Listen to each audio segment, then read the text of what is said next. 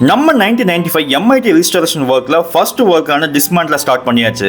Video உள்ள போறதுக்கு முன்னாடி நம்ம சேனல் இதுக்கு யாரும் சப்ஸ்கிரைப் பண்ணாம இருந்தீங்கன்னா மறக்காம சப்ஸ்கிரைப் பண்ணிக்கோங்க. இந்த டைம் நம்ம பைக்கை கேரேஜ் கொண்டு போகாம அப்பாவை நானே ஃபுல்லா பிரிச்சறேன்னு சொல்லி சொன்னதால அவரே ஃபுல்லா பிரிக்க ஸ்டார்ட் பண்ணிட்டாரு. வண்டியோட அவுட் சைட் ஸ்பேர்ல நமக்கு ஓரளவுக்கு வந்து சுமாரா இருந்தாலும் ஒரு சில ஸ்பேர்ஸ் வந்து நம்ம வாங்குற மாதிரி தான் இருக்கு. என்னென்ன ஸ்பேர்ஸ் வண்டியில டேமேஜ் ஆயிருக்கு, ஸோ என்னென்ன ஸ்பேர்ஸ் நம்ம வாங்குறோம் அப்படிங்கிறத டோட்டலா லிஸ்ட் பண்ணி நம்ம ஃபைனலா ஸ்பேர்ஸ் வாங்கிக்கலாம். வண்டியோட சில இடத்துல நமக்கு ரஸ்ட் இருக்கு, ஆனா ரீஸ்டோர் பண்ண முடியாத அளவுக்கு ரெஸ்ட் இல்ல.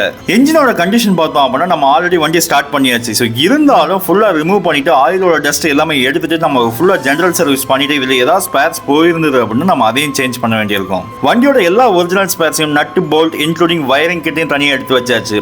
ஸோ என்ஜினோட பார்ட்ஸையுமே நம்ம கம்ப்ளீட்டா ரிமூவ் பண்ணி சேஃபா எடுத்து வச்சாச்சு. சின்ன இன்ட்ரெஸ்டிங்கான விஷயம் சொல்றேன், 1995ல இந்த பைக்கோட பிரைஸ் 17,925 ரூபாய் ஆண்ட்ராய்ட் பிரைஸ் கோட் பண்ணிருக்காங்க. ஸோ அந்த டைம்ல இது ரொம்ப பெரிய பிரைஸ் தான். பைக்கோட டிஸ்மேண்டில் ஒர்க் கம்ப்ளீட்டா முடிச்சாச்சு. சோ அடுத்து பாடியோட ரஸ்ட் கிளீனிங், இன்ஜினோட ஒர்க் இதெல்லாம் நம்ம ஸ்டார்ட் பண்ணனும். சோ ஃபுல் கம்ப்ளீட் ஒர்க்கையும் முடிச்சதுக்கு அப்புறம் தான் சோ வண்டிக்கு என்ன கலர் பெயிண்ட் சூஸ் பண்ணலாம் அப்படிங்கறத நான் டிசைட் பண்ணனும். அதுக்கு முன்னாடி சோ உங்களோட சஜஷன்ஸ் ஏதாவது இருந்தது அப்படின்னா மறக்காம கமெண்ட்ல ஃபீட் பண்ணுங்க. அடுத்த வீடியோல நம்ம மீட் பண்ணுவோம். Tata bye bye and see you.